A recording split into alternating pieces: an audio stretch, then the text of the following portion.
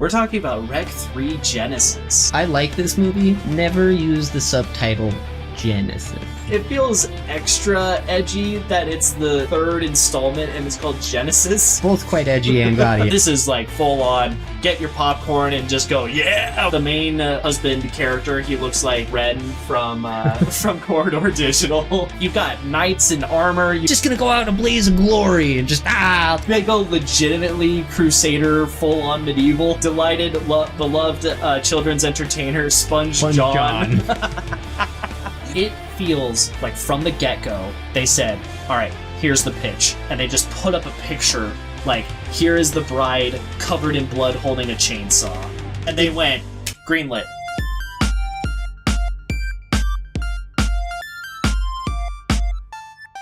hello, everybody. Ooh, oh, you got to do the hello. Welcome to... I don't ask, I just do. Welcome to Narratives and Nonsense. Oh, the Cars podcast. He's taking over. We are friends talking about random and recent stories, newsworthy or otherwise. This is Connor. I have to introduce him first. No, you don't. Yeah, he's first. He's head honcho at this point. Sir. I'm Jordan, also Gillidan, or what have you, blah, blah, blah. Getting right into it. We got all sorts of stuff. We're talking Rec 3 Genesis, the third in our Rec series. If you want to see more, we've talked about the first two in prior times. I like Rec a lot. I like it as a franchise. It for being Spanish lower budget horror, it's always a good time. And then after that, like what we talk about our week. And like some good news. There's a lot going on, Oh, yeah. It's really jet setting over here, personally. Yeah, we'll get some weathers and stuff, and then more entertainingly, it'll be October 17th, and we've got a list of some random holidays for you to partake in, enjoy, laugh at, smile at, etc., etc. So, Connor, how was your week? I worked, really. It was very long and boring. Yeah. Riveting. Yeah. You're clean shaven now. For those that are only listening and not watching, he's such a smooth baby now. Like, it's fantastic. The camera really helps. Oh yeah. Charles Manson wasn't doing it anymore, so You gotta chop the brush. I don't know. Chop the brush. Yep. Chop the brush. Goodness, this last week I've been fried. We had a performance in Mississippi, and that whole journey, it started the week prior. It was rehearsed Wednesday, Thursday, Friday, Saturday, Sunday. Leave Monday at oh God, we got to the airport at 3 a.m., fly off at 5, layover in Atlanta. I forgot to get peaches while I was in Georgia, so that was disappointing. But I did get Chick-fil-A because... we can't get that here. Yeah, the real. It's so poor. It was pretty good. I was very happy. And then we made it to Mississippi, perform. It's a 90-minute show that we ended up doing. We had a very small cast, so Jordan had to do more things. And Jordan is inherently lazy, so I was sweating by the end of any rehearsal. Honestly, two pieces of this I want to say there's like 20 smaller vignettes that make up that show. Like, by the second one, Jordan's already just drenched, like, all right, we're in it for the long haul, baby. So I got back Wednesday afternoon. We landed at like 2:30. I got home at probably 3:30 after airport and ride and like stopping and getting food along the way. Out by 4, woke up at 7 a.m. the next day. So if anyone's wondering, a 15-hour sleep does wonders for your mental health. It was so nice. I was super refreshed, super sore, but I was just like, wow, what a wonderful outlook on life. I can't wait to do this again. And right never. Out of the frying pan and into the oven. Yeah, and the oven was, getting back into work and trying to catch up on stuff. And goodness, I mean, we're drowning. We're drowning. So yeah, that'll be a good time. And then, goodness, what? Ended up hanging out with a different friend of mine from dance, and her family and family friends and blah, blah, blah. We're playing board games and Rage Cage and drank a little too much. That was good. And then, picked my mom up from the airport. Whoa. Oh, whoa. And I'm really excited for this next week because I'm going to poke John.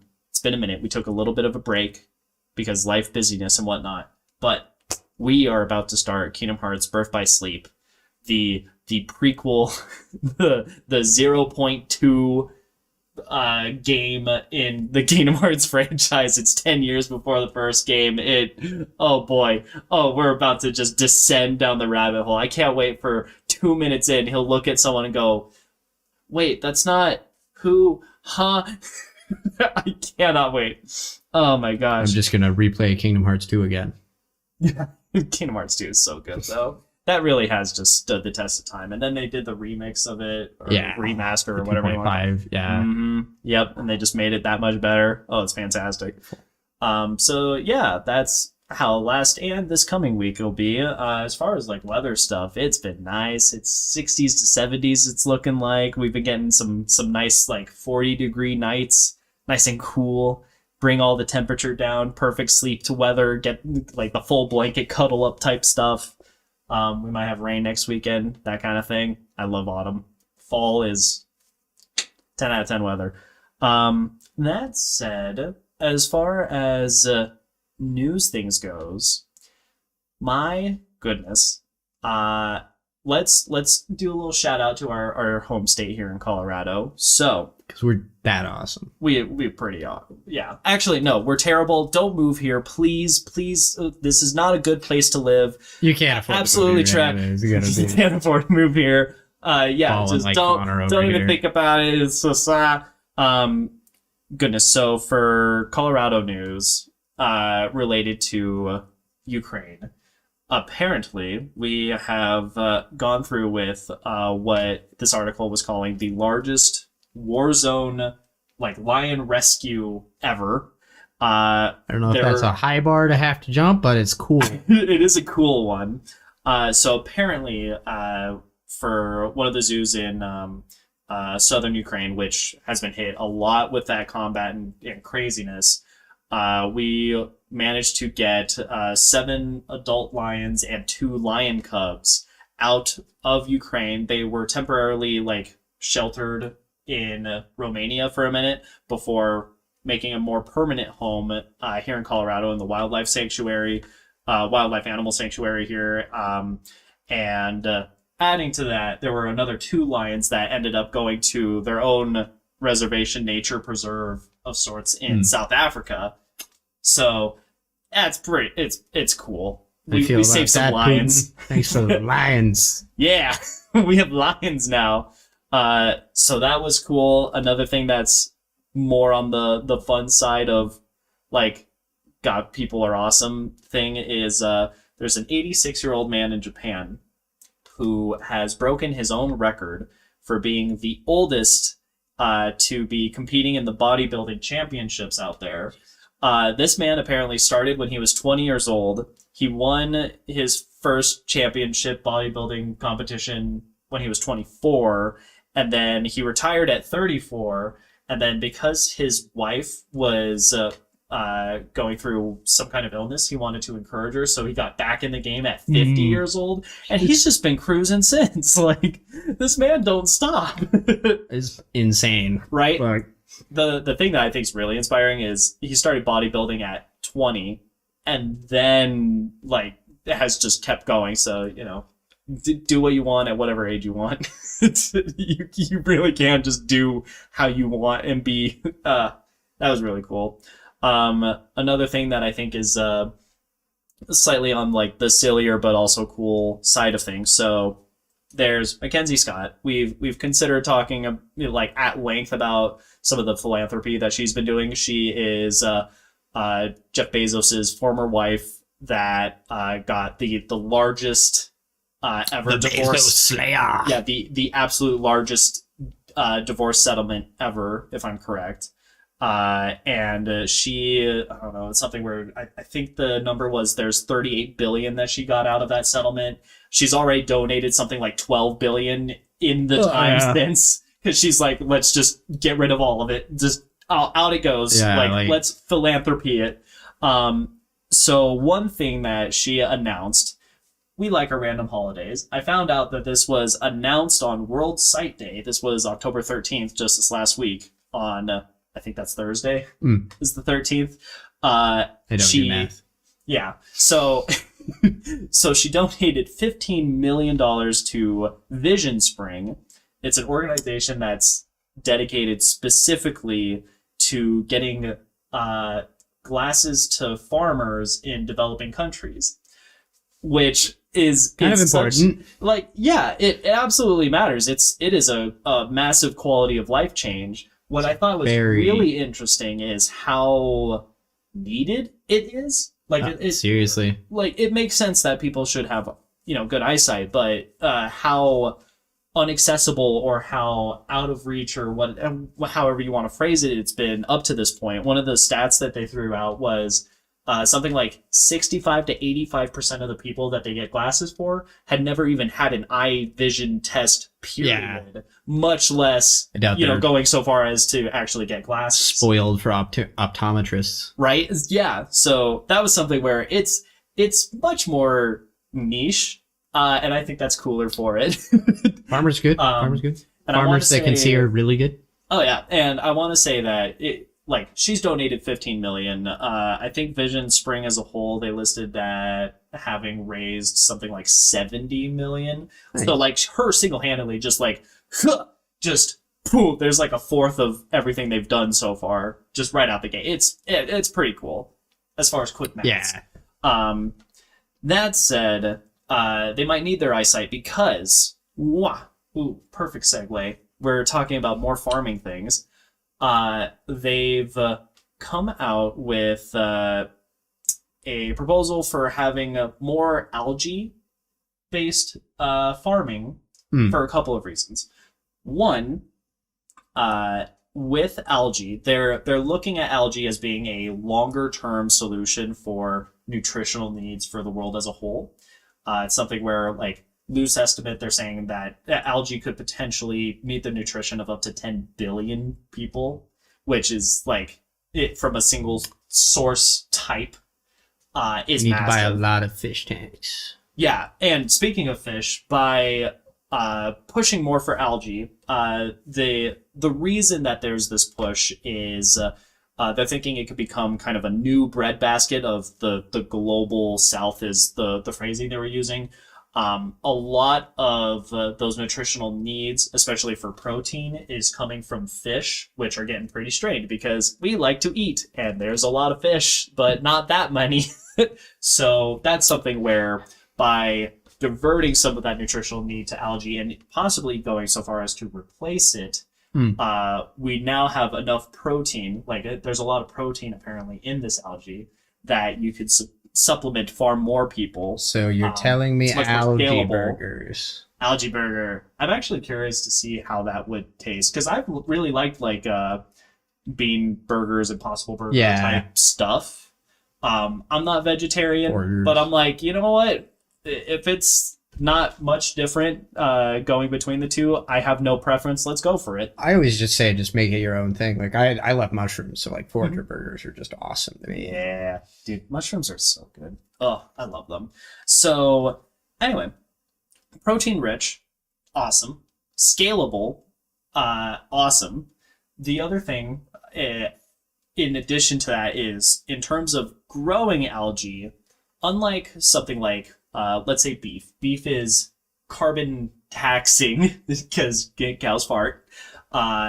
With algae, it would be a carbon sink. So it's carbon negative. It's something that absorbs carbon from the atmosphere. Good for climate change type reasons, long-term sustainability. And it's something that you really can feed or provide larger algae farms with seawater, which is readily abundant. We don't have to do any filtration or anything like that. Wasting energy on that or something. Yeah, you basically you dig out some irrigation tunnels from the ocean. Here you go. That's half your work done as far as the irrigating aspect of that farming method. So lots of benefits. Hopefully it's something that we'll see really expand and be implemented en masse later. But yeah, farming things, right? Yeah. Underwater farming. Underwater farming. Wow. I see. I think it's both underwater and surface. It depends on the algae. Telling me they're not going to use submarines to like farm all this? I think it might be closer to like, as far as like mass implementation, I imagine it'd be closer to like rice fields where like you kind of flood it and then you just start walking through at like shallower areas. Yeah, like knee-ish height, maybe thigh height if it's especially wet that season or something like that. I think it's more akin to that vibe of farming method. Anyway, algae, something that could be really cool in the future. Woo! And we're starting to see some of that transition. Thank you, sir. Algae's just cool in general. Yeah. I'm glad we're doing cooler things with it, but geez, shout out to my algae boys out there. Obviously. I'm so sorry if you feel offended. Carrying on from there to more green, long-term sustainability news. In what is, I think, one of my favorite things, as a dancer, it gets hot and sweaty and gross when you're dancing, but it's a lot of fun. Well, there was this Scottish club that decided that they're going to take some of that dance power and turn it into energy. So in what they called, like very specifically their system, they called it body heat, which is like cheeky. They announced this at the Scottish club in 2021 last year, and they only just like switched it on and got it kicking in a high gear. But essentially, they have a dance floor that absorbs body heat, and the power generated from body heat at the club, you're getting your groove on, so that heat that gets channeled through a like water heat sink fluid. It gets deep underground for storage for geothermal dynamics, and then from there it comes back up. Water, you can put a lot of heat into water, so that's why they're using it. Yeah. We use it in nuclear towers for cooling because of how good it is at absorbing heat. So it's basically you just absorb the heat in water, put it in a corner, let it just stay there for a bit, and then you take that heat back out and either use it as heat or turn it back into electricity for air conditioning. But that's something that's just been kicking in. They're looking at expanding this from not just, up in Scotland, but to different parts of the UK, and they're looking at Europe and stuff like that. So hopefully that's something that we continue seeing and growing from there. What I thought was interesting is the fact that they said you get like between 500 and 600 watts with like a big W win for dancing. As well, it's there. Yeah, let's recycle a good time. Probably tricky, but yeah. So really, at this point, the best renewable is how good is your DJ. So yeah, I think that's the power cool. of music. It feels very sci-fi future-y. And there is literally a Black Mirror episode that's kind of like that. Like nothing is wasted. Yeah. And then carrying on from there into other like electronic and electricity usage, and kind of the long-term planning scale of things. There was a deeper dive into electric vehicles recently. One of the biggest things that people have been saying you shouldn't dive into EVs. That's really bad for your neck. Yeah. So what people have been looking into and critiquing with electric vehicles is we're worried that it would cause an extraordinary amount of strain on our electrical grid. Well, diving into it, they use California as an example because it has the most electric vehicles compared to any other state, and there's a lot of people there. With it, there's currently about only a 0.4% draw that's coming from electric vehicles. That's a pretty small dent compared to all of the other energy needs that we would have. The other thing that's interesting as far as how electric vehicles interact with a grid, how the electric grid works is it's kind of a like moment-to-moment demand system. So you pump out energy for, peak volume heights, and if it were something where the electric vehicle works more like a refrigerator or like an air conditioning unit where it's on pretty much all the time, all day, all night, does not stop, that would be an enormous strain to then expect the electrical grid to be powering your car that entire time. How cars actually are working if they're electric is they are really only charging in lower volume times. You're charging them at night when you're asleep, or you're charging them like, I guess, at the workplace if you've got a parking spot or, what have you. It's something that's plugged in during downtimes for what electrical needs there would be. So first, that's already like a big alleviation as far as what we were expecting of them. But this carries on a little bit further where we are actually seeing it. They could potentially help the electrical grid with higher demand times because electric cars work as giant batteries. That's what they are. When you have that kind of supplement of electricity, you can start to see a reverse effect where if there's a high demand of electricity and you don't need your car, you could potentially put the electricity back into the grid so that you're not like, shoveling more coal into the factory like to get it burning so that we can get more electricity for those peak times. You just draw from what electricity you've already generated. When we continue switching to renewables where you're not generating electricity at all times, some days it's a little cloudier for solar, maybe there's less wind for wind turbines.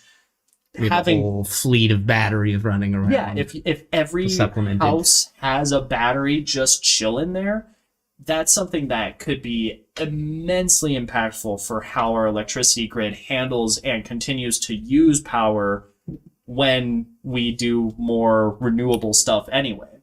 I think one of the more interesting things is this is something we're already kind of seeing. The example they had was the Ford F-150 Lightning, I think is what it's called. There's a truck, because of course it's a truck. You got to have all your juice in there. With the truck, it's something that you can use it as a backup generator for 3 days worth of power for a household, like a whole household. That's like night and day different emergency relief at a moment's notice kind of thing. Or I imagine as time goes along, it's something where we could potentially see there being like a user set cap for how much electricity. Yeah. Like you want your like 1 day's worth that's just for the car if you need to, make a run to or from something. Or again, we have renewables. You have like a solar panel that will help supplement some of that charge. I mean, there's so many expandable ideas with it that honestly, it feels much more like managing a space station in a video game where it's like, oh yes, you have electricity and it's here and here. Oh, we need to cut off like supplemental reserve power for the ray shielding and turbo lasers because we need to focus on life support systems and blah blah blah. Like it's so sci-fi. I love it. So that's electric vehicle stuff, green things. That was the good news that I found. There's always tons of stuff. I mean, we go through articles upon articles every week. I do a lot of it. I kind of filter it through you, and you go, yeah, I like that. Yeah. That sounds cool. That said, going over to our holidays. October 17th. Let's do that again. October 17th, our wonderful day for holidays. That is a mulligan. It is Mulligan Day.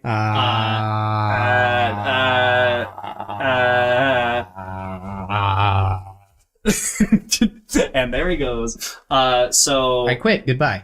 So for all of you sports players, or in my case, in your case, card games, like, and god dang it, if you're playing card games, take your mulligans. Take them. Yes, unless you have literally a perfect draw right out the bat, like mulligan. Card advantage is not important next to a good mulligan. Yeah, it doesn't matter if you're playing Magic, Hearthstone. There's a new Flesh and Blood, Force of Will, Digimon, Pokemon, Dragon Ball Z, Final Fantasy. Yep. All right, go down the list. There's a new Marvel one. I watched a video where this guy's toast was talking with Ben Brode again, which was really, really cool. Because of whatever Marvel card game that just came out. Is he on the team for that? Yeah, Ben Brode is on it. Play that. Oh, yeah, what's up, Ben Brode? Yeah, Ben Brode is now working in Marvel, and Disguised Toast has his ongoing search for joining Shang-Chi 2. So I don't know if that gets them any closer, but it was very, very wholesome seeing the two of them interact again. Yeah, so it's Mulligan Day. If you need a do-over, today is the day. If you woke up on the wrong side of the bed, 5 minutes on the other side, see if it does it. Well, and sometimes things it's easier just to start again. Yeah. Try to work with let's a clean faulty slate this. base. Clean slate. Give us a minute. Let's go from there. Adding to that, we talked a lot about food sourcing and the like. It is also International Day for the Eradication of Poverty. One way that you might be able to help in that endeavor is by making some pasta, which is another day of the day, pasta day. Long-term carbs. Yum. Can't go wrong with pasta. It's also Shemini Atzeret Day, if I said that right. It is a Jewish holiday. From what I was looking up, it functions kind of like a harvest day, like very Thanksgiving-esque in that sense. It was really interesting because it translates as like a day of assemblage kind of thing, but unlike a lot of other Jewish holidays, and this is very much surface level research, so if you want to dig more, feel free. But from what I was able to find, please write us a nice report in the comments. Cite your sources, annotated bibliographies. But copy the link. We will be grading this. Wikipedia is not a source. We can use our middle school system of grading. So M is like an A, but not quite, because it's like 92 to 100 was an M letter grade. Our middle school was weird. I don't know why they did that. Anyway, so Shemini Atzeret. PTSD. Yeah. So Shemini. It was a good school. Yeah. Good time. Unless you're Jordan. We met each other. We had a good time. Yeah. So Shemini Atzeret. One of the things that I thought was interesting is supposedly they're not quite as clear as to how this became a tradition. Like a lot of the different holidays, it'll be for something very specific, notable event, a time of the year. Like going outside of the Jewish faith, you have like Passover is specifically the dinner with Christ kind of thing. Or going back into Judaism, you have things celebrating like the 40 days that Moses and the Israelites leaving Egypt, or like marching around Jericho kind of stuff. Like you have days and events that are very specific. This one is something where it's not a particular day that we are aware of. Well, it's like harvesting time, pre-winter. Everyone's just like, let's appreciate this while we have. That's Connor's conjecture. Yeah. So, as a Hebrew scholar, I know a thing or two. The non-religious kind. I thought it was interesting kind of diving into it because I wanted to talk more about it, and I went, wow, I really know nothing, and apparently we don't as a whole either. But there you go. I have really enjoyed a lot of Jewish cultural, like Israeli cultured food and stuff, so I bet that'll be a great time. Yeah. Wish I could join in. Continuing from there, now I would say these are the most appropriate for our movie today. We have Edge Day. And it is. Hold up. Edge Day. Edge Day. This is a day dedicated to like being edgy. Oh. So, like it literally is just like drugs, alcohol, sex, party. Like I was thinking like grudgy. Tribal tattoos and Shadow the Hedgehog. Yeah, there you go. Like, what I'm gonna go do. That's exactly what it is. So Edge Day is one of them, and then the other one is Wear Something Gaudy Day. We're not very gaudy equipped. Jordan, actually, I guess Jordan might be. I guarantee I have stuff. Let's see. 1 second. So grab the unicorn. The unicorn is a spoiler. Don't say it out loud. Oh, good. Oh, no. Obstacle course. I'm running. My closet is not the cleanest thing on the planet. Oh, perfect. There. My old fedoras from middle school and beyond. I'll be honest, I didn't really wear that one all that much. I actually like this one a lot for the time. I think for me, fedoras should not be out of fashion. I think that you can rock a fedora. It's just it got soured by the type of people that wear them, and that hurts because I'm like, dang it. I think I look like a doofus in fedoras, but that's not a fedora thing. Hold on, wear it like more on the back of your head. I'm curious if that makes. Yeah, see, that looks a lot classier to me. I feel like I look like the little cowboy. No, the class is always like a. Well, if you're too far forward, you turn into like detective-ish. Yeah, that's that to me is the goal. But I think it becomes cringier if it's more forward. But now I feel like a boy in a little cowboy hat, or I'm that guy with a guitar at every college party.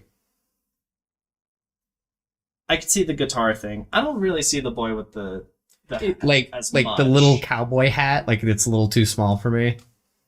Oh, like the hat itself is too small.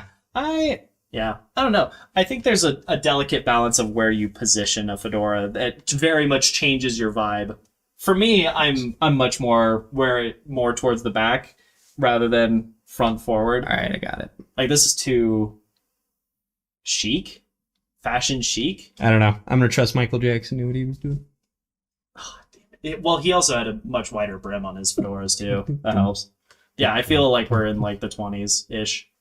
See? The best part. You gotta do that.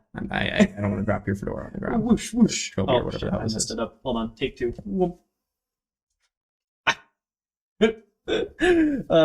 A bygone era, to say the least. Ha.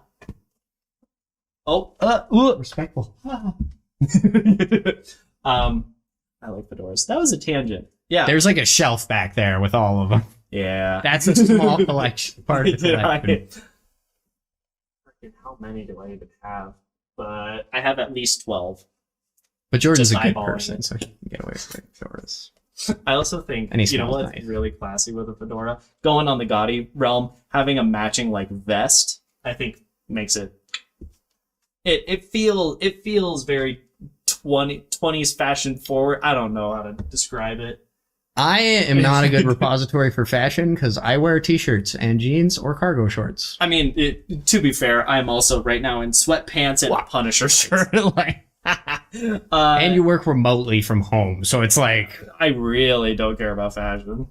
I've heard I've had a good taste in fashion from my sisters. So they like if they go to the mall and they need an opinion, I'm like, all right, hi, feed me. I am neutrally acceptable. Hey, Big goose egg, not bad, not good.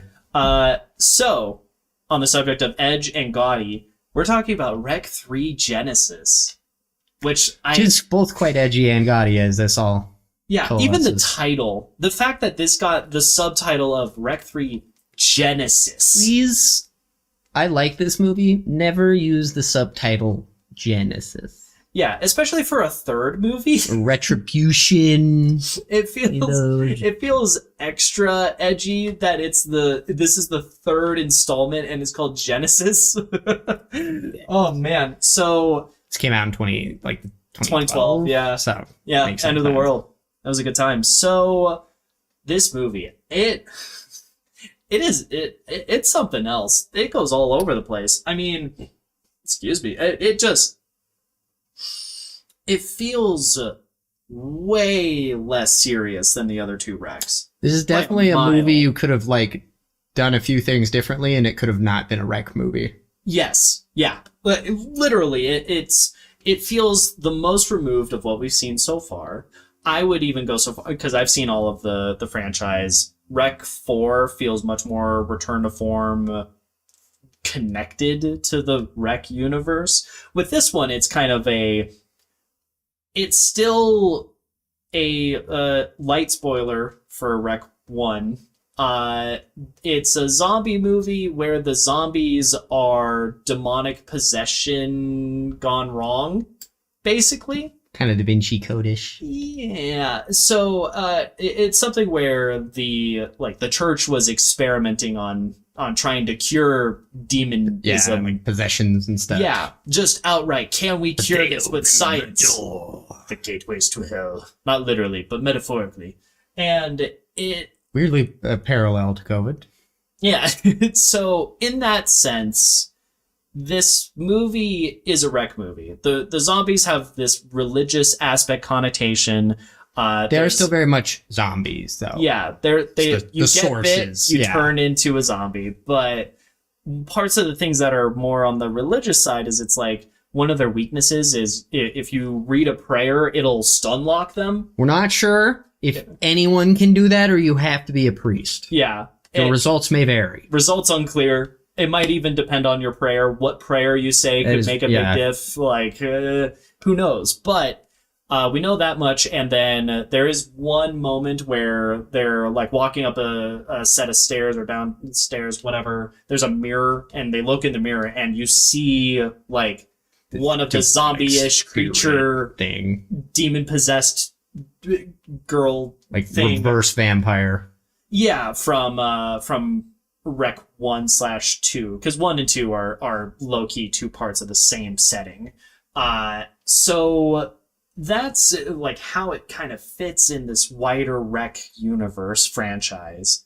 Now, cinematography, in terms of their camera work, this is the biggest departure right out the gate. They did do a fun little bit with it, though. Yeah. Which I thought was neat. In Rec 1 and 2, it's all found footage-ish, shaky very cam, someone's recording. Cloverfield-esque. Yeah, exactly. In that vein. In the first one, it's you have a camera crew person. The second one, it's like body cam footage for military people. With this, it starts off with a person like recording / also showing it a montage of like a lover's relationship through all the years. Before getting to them filming this wedding between this husband and wife. So special. So nice. It's so great. It looks so beautiful. Nice and wholesome. And somewhere in the midst of this, zombies happen. The camera breaks, and we get traditionally filmed cinema, where you've got guy, camera, crew, which is like, if you are going to do this, very miking. Fun way of, at least they acknowledged it. Yes, I appreciated that. Yeah. It's a nice kind of transition and surprise for people that have watched the other movies, and they homage it a little bit later again in the sense that it's not totally gone, which is neat. Yeah, they go to like a security cameras. Yeah, they go to some security room of sorts, and they're looking at the cameras, like monitoring everybody else's issues. Yeah, which is really smart, because you just kind of get one good shot of it instead of having to be like, okay, in this room this is happening.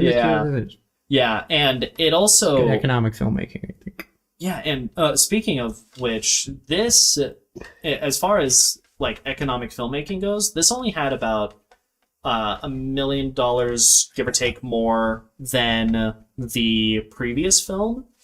The scale is so much bigger in this. I mean, goodness, this wedding venue feels like they must have mansion or a somebody had to know somebody, I swear, because they have a whole new camera crew, a really crazy venue, new cast, all new characters, and that's the thing. It's a big, like, it's a wedding, so there's a lot of people there versus the other two where there wasn't quite as many. The main husband character, he looks like Ren from Corridor Digital, right? It's a whole new vibe compared to the previous stuff, which I think they a lot of nice clothing. Yeah, everyone's looking sharp. Though at one point you've got, and this is something that I think makes this movie stand out, but also in some places maybe detracts from the movie. It's kind of hard to pinpoint which at any given moment, and it's a little bit more subjective, but I think this movie is genuinely funnier than the previous ones. There's more humor in it. I'm gonna give you a mulligan on that. Funnier? What do you mean? More funny? Ah! Actually, I think funnier is a word. It's funner is not, if I'm right. I think you're... I don't know. At a certain point, ginormous I think you're right. Got into the dictionary. Right. Like, yeah. So... I just wanted a mulligan name it. Here, let me put my fedora. Actually, restart. We got it completely. So it's bigger in scale, but it's less serious in tone. There's a lot more of that edge factor. I mean, it's on the cover. You see this bridal gown torn up, covered in blood, chainsaw in hand, Got like ready a to rumble. style like filter over it, which is not what the other Rex look like at all. Yeah, there's a lot more color grading things happening. The tongue is firmly planted in the cheek. It's even funnier that you said the tongue because of how this. Anyway, spoilers. Tongue happened. So yeah, I think ultimately this is a good popcorn movie. I don't see this as a movie that you watch on a whim by yourself. I think it's something that you probably would watch this in the grander scope of we're watching all the Rec movies. I would watch this one over 2. Yeah. Personally. For me, I put it as like the same level as 2, but for very different reasons. Like with Rec 1, it's so good. I mean, it got remade within the year as Quarantine because it's that good. Rec 2 very much wanted to continue Rec 1's success, going so far as to getting the same set and some of the same characters and feeling like it's literally 2 minutes have passed and you just kept going. Rec 3 is we're doing a whole new thing. Yeah. We're going to mix it up. We're going to change it. Yeah. Like, all right, this is all that's like happening here, but what if it's somewhere else? And I think a lot of ways it succeeds in expanding what this universe be, but I don't know. I think for me, there's a lot of weirdness in tone. Like you enjoy parts of this movie in a very different way than you would Rec 2. Rec 2, I mean, it's much more terrifying, tragic kind of stuff. With this is like full on, get your popcorn and just go, yeah, we're gonna kill zombies. Like, dude gets like food processed through in the face kind of thing. Like, you've got knights in armor. You've got what? This is very much like the WWE version of a Rec movie. You have one of the best characters, delighted, beloved children's entertainer, Sponge John. Right. Look, Sponge John, it's a copyright issue, so we can't just use Sponge Robert or Sponge Bob or. It's funny because isn't there like there's like a copyright lawyer or something? What's that? I know. Yeah. It's so funny. So, yeah. What else as far as filmmaking? Sound and music, I think, are fine. I would say for me, I feel like there's some tonal things that make it. I feel like some of the music choices. Royalties. Yeah, royalties. Yeah, which is funny. They don't want to pay royalties for SpongeBob, so they get Sponge John. Good one. But yeah, music-wise, I feel like there are some points where the music is saying this is a sad moment, but it's kind of metal. Again, there's a lot of edge in this movie, in a fun like, yeah, let's go, and almost and some of the love stuff is very like cheesy, campy, saccharine sweet. Yeah, and it just to me, I don't think it connected all the dots all the time. But I still think it's very enjoyable. Like, if you were to throw a number at it, I would say this is like a 6-7, which is not bad at all. Like Jordan said for me earlier, like, I appreciate the roller coaster effect myself. Yeah. But that's... Yeah, and... I would say 7. Yeah, yeah. Like... Yeah. It's good, it's fun, it's something that you don't want to turn off, you're not bored. Like, that's ultimately the best test of a film. It's also bored? It's really hard these days, too, with zombie movies in general. And I say this as someone who is a huge fan of zombies for a very long time. Specifically zombies. Zombies. Yeah. They're everywhere. And, like, that's the premise of zombies, is that zombies are everywhere. It's an ever-present threat. But, boy, it does not work when it's an ever-present movie genre that just and it's keeps so going. Tropey, which is the one... somewhat decent thing about this one, and I would say that's probably where you can get a little form. Yeah. It doesn't so much fall into it. I would say the big tonal thing is later there's a character who's unable to escape with some of the rest of them. And his end in the movie is very like it's for super, a funny uplifting zombie movie in a lot of parts. It's grim and not talked about. And done with. And he's a neat character, so I'm not sure why they do it like that, because it's like there wasn't a lot of like there was nothing to pay him off for. Yeah. I don't think he owed much, but yeah, it that would be a big one for me. Yeah, I don't know. It's weird. There's some things that I'm like, this is still a zombie movie, but the tone. I think that's the biggest question I have is tone, and the fact that it goes off the wall a little bit. Not so much that it's upsetting. It's still very fun. I would say, if anything, it needs to lean into that more. But at that point, I would say that brings up my earlier thing a wreck of movie. this maybe shouldn't really have been a wreck movie because it's really just a lot of small stuff. Yeah. Which is fun. They do use the wreck stuff well. Yeah. It is implemented, but I would wish either we go away from that or we do more of that. And this is Wreck 3. So, yeah, it's Wreck worth 2. a watch. Go for it. Have fun. We're going to get into some of the legitimate spoiler territory. This is your time. This is your warning. Be gone. Her mother was a zombie. Towards the end. Yeah. So... No, the whole time. When she was born. Born and raised a zombie. That feels like a TV show. Plot-wise. All right, this is a wedding. That is a TV show. the one lady that works with Adam Sandler all the time. Reese Witherspoon? No. Yeah. But yeah.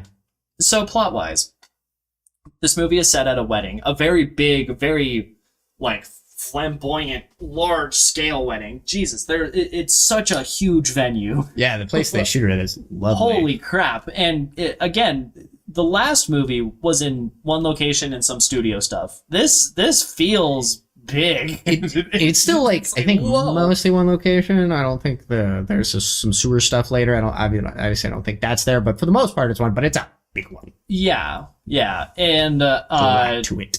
And given how, I think a word I would use for Rec 1 and 2 is claustrophobic. How claustrophobic those movies. What I would say, especially just self-contained. Yeah, this feels. Like you could do that in expansive. a black box theater.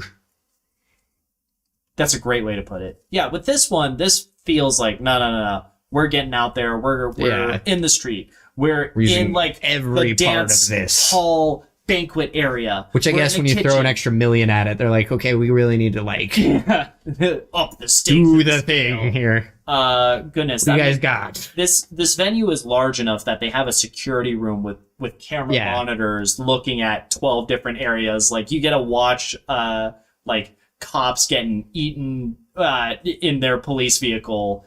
All of this is getting like it's insane. As we're getting into it, we should explain. So what ends up happening here? Yeah. We're all in the wedding. It's beautiful. Everybody's all the bright stuff on fleek. And then her uncle is a vet, which I really did like this. I was a big fan of like, at least that was one neat little, like any little change is big, but her uncle's a vet who got bit by a dog. And that dog had the zombie virus. Yep. Which is horrifying implication wise, because I'm like, does that mean rats can get it? Yeah, it's cross-species contaminatable or whatever. The also, other thing, we might have to shoot a dog, which is not good, ever. And to add to that, I believe it's implied or explicitly connected to Rec 1 and 2 because the dog was sick, and that was the dog of the family who's the little girl that also ended up getting sick. That ends up like biting her mom or whatever. So that's like the direct thread line as far as why the vet is sick. The vet is sick from the dog who was sick, who like got the girl sick in Rec 1, and then he goes all zombie. Yeah, he falls off of a balcony, and everyone's like, "Oh my god, are you okay?" And he's like, full on outbreak. Everyone's all over. I mean, in all of this chaos, the husband and the wife end up separating. So you get the husband going one direction with some of his buds into. He's in the kitchen. They're trying to find a way out. They're like barricading doors and stuff. Like zombies, like breaking through the glass. Very stable, sort of. They find a way out. The vents. Very Resident Evil 1. Yeah, his buddy is too big to go through the vents. This is a big one for me, tonally. This is where we hit.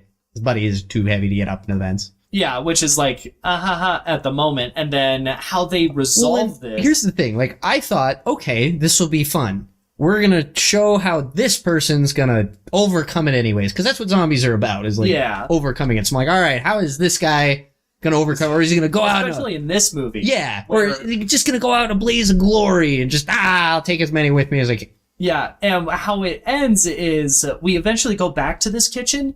Dude is just sitting on a counter, and you turn around the corner, and he slit his wrists and bled out and died. Like, he just took his own life in this kitchen. And, like, this isn't a bad person. Like, he's not established as, like, anybody who needs his just rewards. Yeah. So just...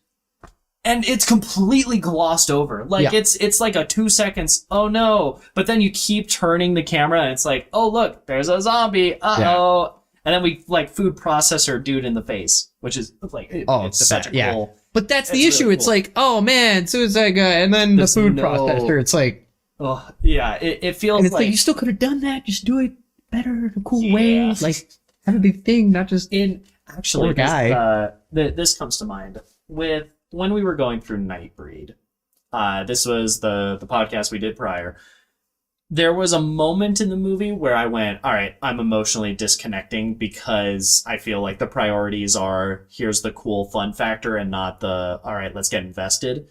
I think that for this movie, that might have been a similar vibe for you, is seeing the friend that, like, we're like, yeah, let's see him, like, get out of this, overcome the thing, and it's like, no, he's dead. Okay, cool, we're just moving on. Well, it's like you're fighting zombies. It's so easy to take people out, so it's like, just let him do something. Like, what is this? Like, this is one of those things where we talk about representation where it's like, yeah, I can understand why people don't like this, because it's like, look, it's not like you can make the guy jump 20 feet in the air, but... have him do something. Give him some kind of actionable consequence. Yeah, at least help it fit the tone. Yeah, especially because this is a movie where you have a lot of moments where it's like the supportive crew are trying to get the husband and the wife out kind of thing. And there's a lot of places where that kind of comes into play. Like, the wife ends up having to chop off somebody's head because he eventually gets bit, and he's like, hey... we gotta end this. I'm sorry. Like, good luck. like, you have these moments somewhere in there, and that's the big thing is, like, the wife is so empowered in a good way. Yeah, and to see them not do that in other ways for other people who maybe typically are shamed more in a way, but, like, it's just kind of odd. Yeah, so, adding to, going back to the what happens. So they go from the kitchen to the husband and like his friends. Buds. Yeah, they go from the kitchen. They get through the vent. They end up, like, making their way through. You get a very funny moment where they're like, "Oh Christ, like, help us out here," and then you get, like, hallelujah-esque music as they look over, and there's literally, again, I have no idea where this is shot, but there's just, like, a wall of knight armor and shields and maces, like they go legitimately Crusader, full-on medieval. It's just... I love it, too. The groom must be a player of D&D because he just equips a breastplate.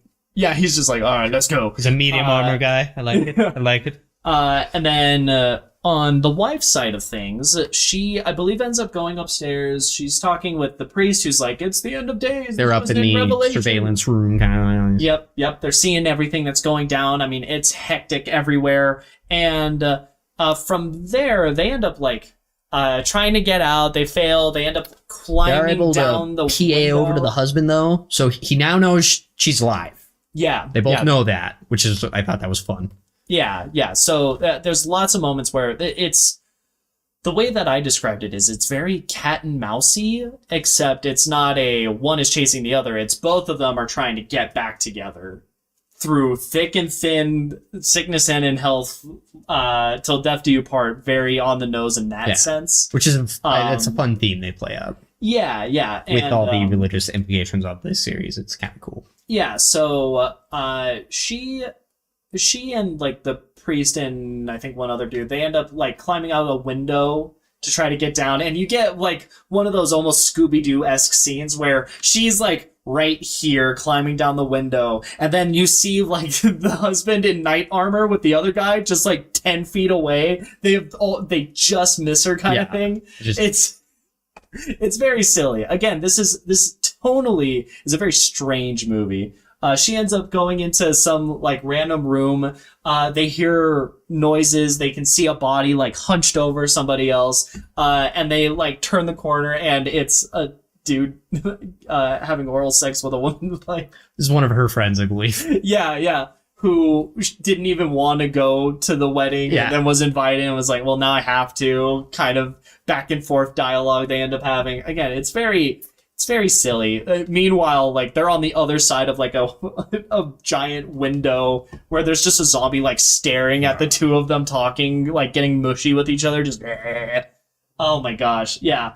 So eventually, people start dying off one by one.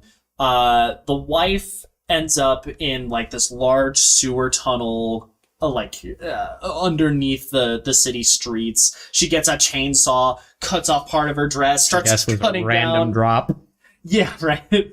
At some point, like they are in the clear. They are ready to leave. Yeah. And she goes, nah, I gotta get my husband. I ain't leaving without him. So she ends up going back, cutting through zombies left and right. Very good. It's very much the Doom music kicks in. Oh yeah. And then she ends up climbing up a ladder because there's a grate in this kitchen. When our two knights try to escape, one of them ends up getting bitten, so left behind. Yeah. And, Dies for the swarm. Running back into the kitchen. Yep. He's like, okay, cool. Like, round two. Right back at it.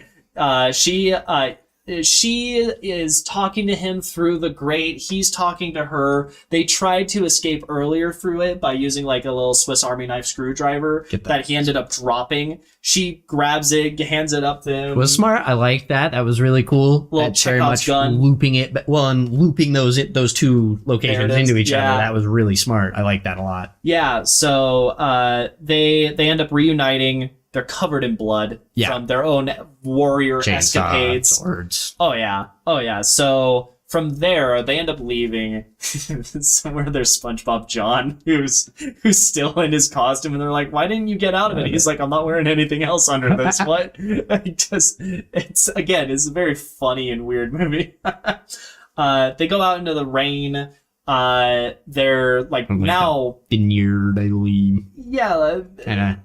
Vineyard, gardeny, backyard, but it's rich people type. Bougie white people stuff. Very bougie. Yeah. They end up leaving. She ends up seeing her mom. There's supposed to be like a somewhat emotional moment, but I don't remember meeting her mom any earlier in this movie. But now Jordan's like, look, I'm sorry your mom died, but I didn't know her that well, so... Yeah, I was like, well, thank you for telling me that it was your mom, because I would not have known that was your mom if you didn't explicitly say mom. It's one of those types of things where it's like, all right, cool, I guess there's kind of an emotional beat.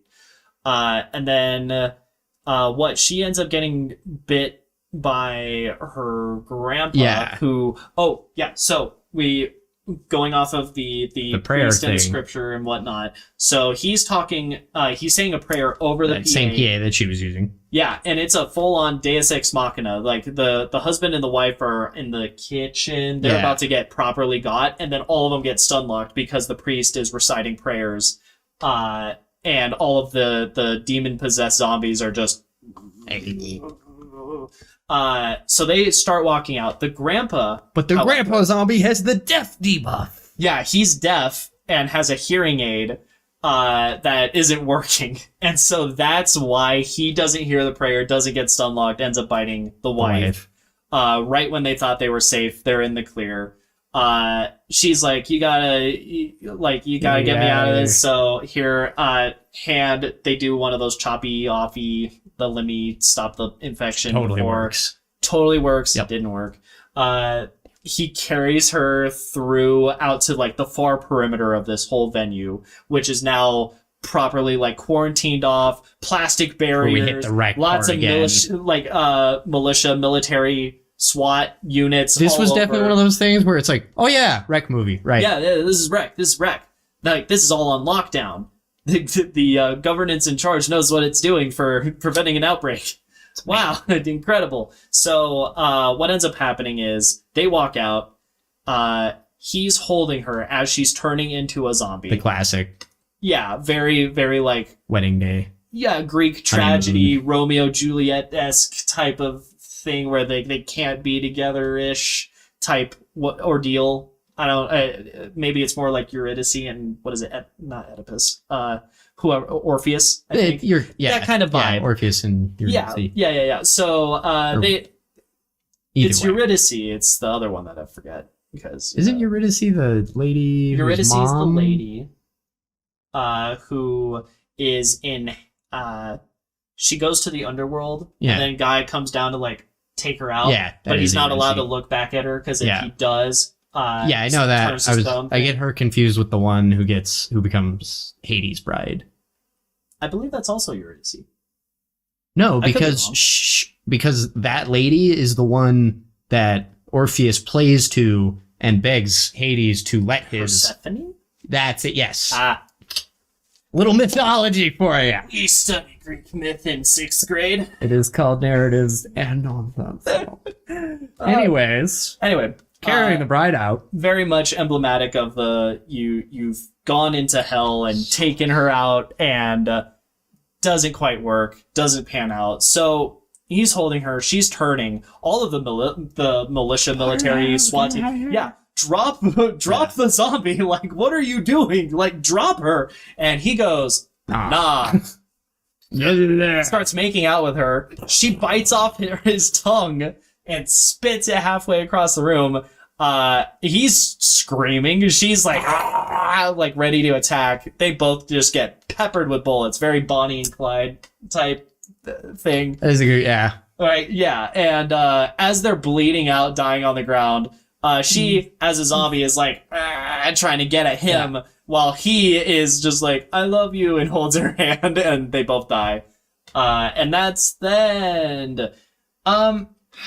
So, ultimately, it is a very weird and entertaining movie. In a lot of places, to me, it almost doesn't even feel like a zombie movie because it's such, like, I don't know, there's a lot of, like, cheesy, funny parts that just pop up, like, Jack in the Box style in your face in, to be fair, way. Zombieland is a thing as well. Yeah.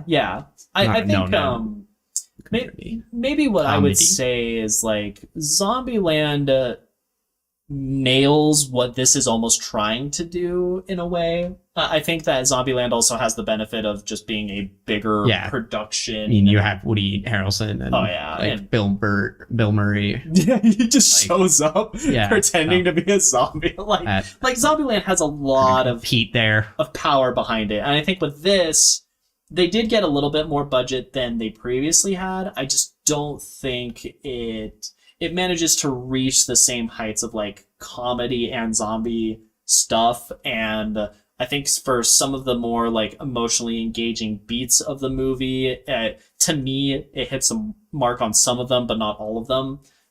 There's hits and misses, or it's something where it's like, no, this is supposed to be funny. Like the two of them like holding hands as they die thing. I thought it was playing as traumatic, like, here's the bittersweet end. Well, see, that is the thing, though. That's where the comedy comes in. That's where the comedy comes in. That's my point, though, is like that's the funny, like, there is, like, that is the black comedy of it. It, like, that's what's funny. Yeah. It is, like, they were that close, and that's how he ended up dying. He's just like, okay. Yeah. And then his tongue gets ripped off, and it's like... Yeah, and it's definitely edgy. In a lot of great ways. Worth the watch. Goodness. Well, what else? I would also say, like, in terms of expanding a franchise, this definitely feels like this is the natural next step is, all right, cool. Well, we had a dog with a vet. What happens there? I would definitely say this is where the movie kind of fails. Because, like, I will say I don't like Rec 2 that much. No. But I do think it does a better job of that than this did. Because I don't think we learn much new other than the praying thing, I guess. Yeah. But even that is like, we're not even really sure if that's how helpful that is unless you have a priest around.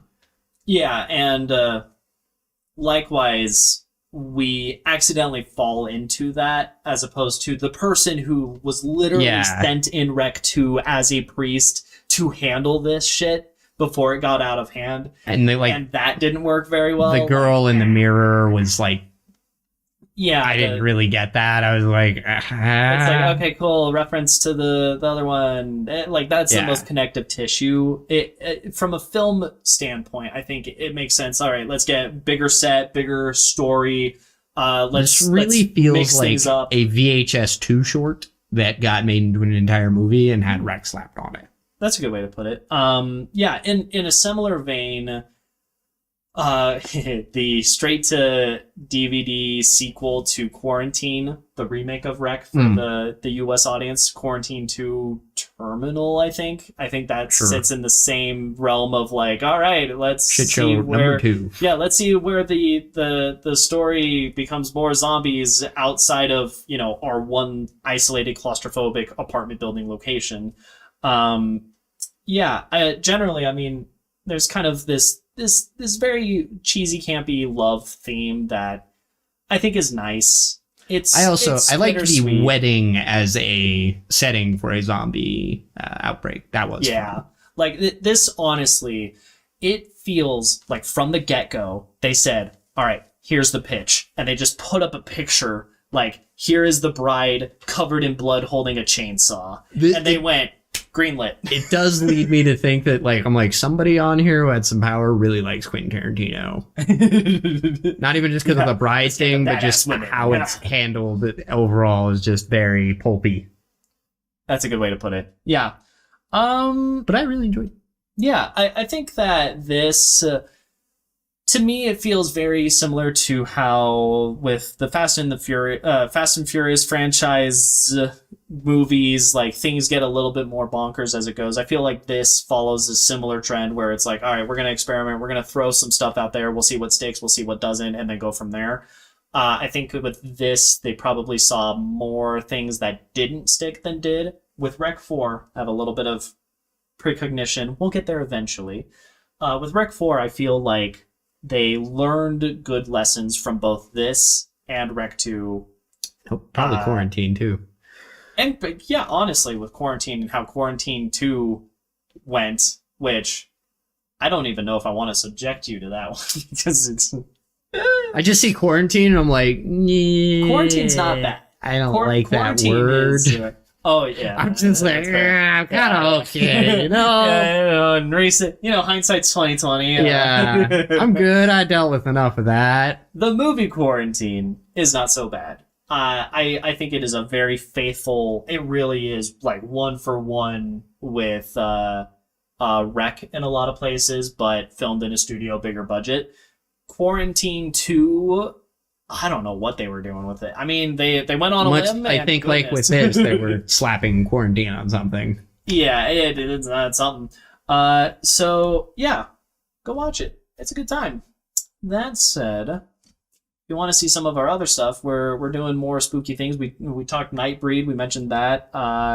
We're planning on doing some more spoopy things. This last year, there was some other person named Jordan that happened to do some other film things that happens to be spooky. So we'll see how that goes. I'm excited to see that. And yeah, Connor, where can we check you out at? You can find me in your bathroom mirror. Rawr. When the lights are off. Connor, dude. It's just 5-string Connor, 5-string Connor, 5-string Connor.